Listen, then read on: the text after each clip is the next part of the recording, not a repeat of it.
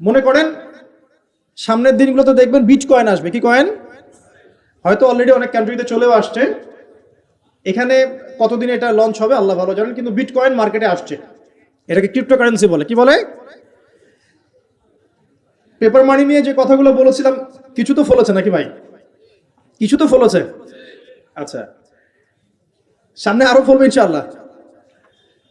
Sustainable asset যেগুলো আছে সেখানে সম্পদ ইনভেস্ট করেন। আপনার জমি জমা থাকলে চাষবাস করা শুরু করেন। সাস্টেইনেবল অ্যাসেট যেগুলো সেগুলোতে ফোকাস করেন।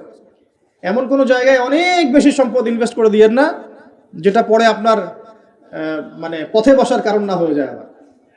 তো ক্রিপ্টোকারেন্সি মনে করেন চলে আসছে, এখন আপনি বোঝেন না ক্রিপ্টোকারেন্সি কি জিনিস, সেটা হালাল না হারাম, এটা জায়েজ না জায়েজ, এগুলো মাসালা কি সবাই জানে? জানে কি? এটার জন্য কোরআন সুন্নাহর জ্ঞান লাগবে, ইকোনমিক্সের জ্ঞান লাগবে না, পড়াশোনা লাগবে। এখন সরাসরি কোরআন এবং হাদিসের বইগুলো চর্চা করে আপনি কি এর সমাধান বের করতে পারবেন কিনা? পারবেন? আপনার কি সেই জ্ঞান আছে, যোগ্যতা আছে? আর সেই যোগ্যতা কি সবার আছে?